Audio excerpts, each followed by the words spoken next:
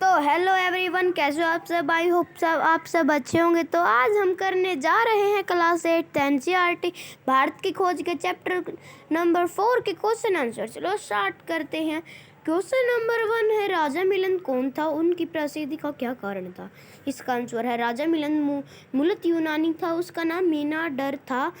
उसने पंजाब के सोते हुए पाटलिपुत्र तक हमला किया किंतु उसकी हार हुई। मेनाडर पर भारतीय संस्कृति और वातावरण पर का प्रभाव पड़ा। वह बौद्ध धर्म में दीक्षित हो गया। वह बाद में राजा मिलिंद के नाम से प्रसिद्ध हुआ। उसे केवल संत के रूप में प्रसिद्धि मिली थी। सेकंड क्वेश्चन है, हेलियोदस स्तंभ के विषय में आप क्या जानते हो, सार रूप में लिखिए। इसका आंसर है हेलियोदस स्तंभ का ऐतिहासिक स्तंभ है। यह भारत के मध्य प्रदेश में सांची के निकट बेस नगर में स्थित है। यह ग्रेनाइट पत्थर से बना है। इस पर संस्कृत में एक लेख खुदा हुआ है। इससे यूनानियों के भारतीकरण की झलक मिलती है। थर्ड क्वेश्चन है, तक्षशिला विश्वविद्यालय में विभिन्न संस्कृतियां एक दूसरे के समीप कैसे आई थी। इसका आंसर है तक्षशिला विश्वविद्यालय बहुत पुरानी शिक्षा महान केंद्र रहा है। यहाँ विभिन्न देशों से शिक्षा ग्रहण करने के लिए विद्यार्थी आते थे। वह विभिन्न देशों से आने वाले छात्रों का मिलन स्थल बन गया था। यहाँ भारतीयों का मेल सदियों यूरोपीयों, ईरानियों, पाक यूनानियों, तुर्कों और चीनियों से होता था। इस परस्पर मेल जोल से एक और स्थान पर रहने के कारण तक्षशिला विश्वविद्यालय में विभिन्न संस्कृतियाँ एक दूसरे के समीप आई थी। फोर्थ क्वेश्चन है, नागार्जुन कौन था। इसका उसने कौन सा प्रमुख कार्य किया था। इसका आंसर है नागार्जुन ईसा की पहली शताब्दी में हुए थे। वे बौद्ध शास्त्रों तथा भारतीय दर्शन के महान विद्वान थे। बौद्ध धर्म से उत्पन्न महायान और हीनयान दो भागों में विवाद में नागार्जुन ने बढ़ चढ़कर भाग लिया। उन्हीं के अथक प्रयासों से महायान को सफलता प्राप्त हुई थी। क्वेश्चन नंबर 5 है, पुराना ब्राह्मण समाज किस बात को लेकर चिंतित था। इसका आंसर है भारत पर विदेशी राजाओं के एक के बाद एक आक्रमण होते रहे थे। विदेशी राजाओं को आक्रमण में सफलता मिल रही थी और वे भारत में अपना राज्य स्थापित करने जा रहे थे। ऐसे में पुराना ब्राह्मण समुदाय चिंतित हो उठा, क्योंकि उन्हें भारतीय संस्कृति और सभ्यता को बनाए रखना था। वे भारतीय आदर्शों के आधार पर अपना सजातीय राज्य कायम रखना चाहते थे। उनकी चिंता का मुख्य कारण यही था।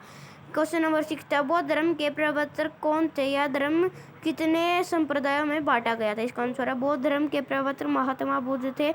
उनका असली नाम राजकुमार सिद्धार्थ था। उनकी मृत्यु के पश्चात बौद्ध धर्म लड़खड़ा गया। उनके विचार भेद का कारण वह दो भागों हीनयान और महायान में बट गया। क्वेश्चन नंबर 7 है, लेखक ने भारतीय राष्ट्रीय धर्म किसे बताया है।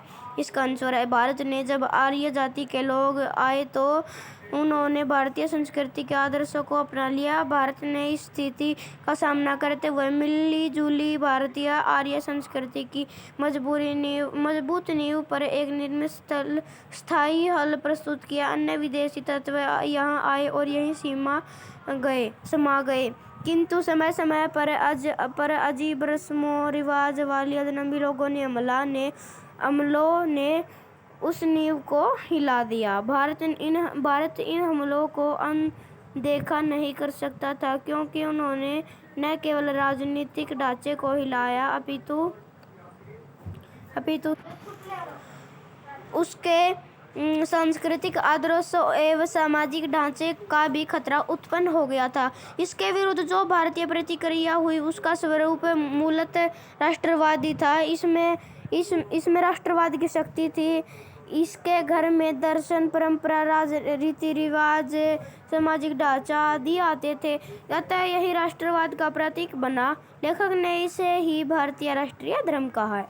8th क्वेश्चन है, गुप्त साम्राज्य का आरंभ कब हुआ। इसके प्रवर्तक का क्या नाम है। इसका आंसर है गुप्त साम्राज्य का आरंभ 320 ई में हुआ था। इसके प्रवर्तक चंद्रगुप्त।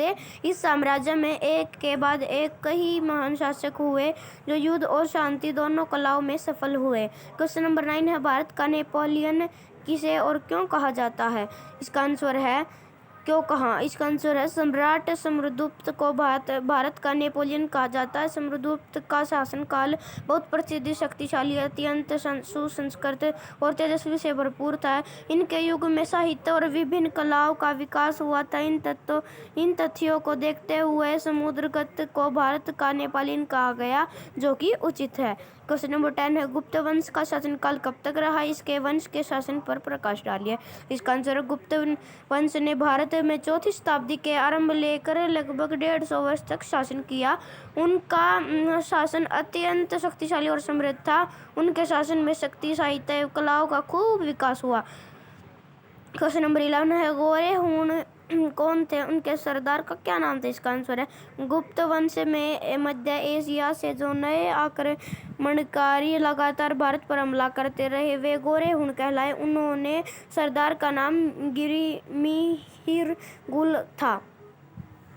12th क्वेश्चन है, गोरे हूण के सरदार मिर्गुल ने बलादित्य के साथ धोखा कैसे किया? इसका आंसर है गोरे हूणों का सरदार गिरिहुल भारत ने आक्रमण करके लूटमार कर रहा था। उनसे तंग आकर गुप्त वंश के शासकों ने यशोवर्मन के नेतृत्व में संगठित होकर उन पर आक्रमण कर दिया तथा मिर्गुल को बंदी बना लिया।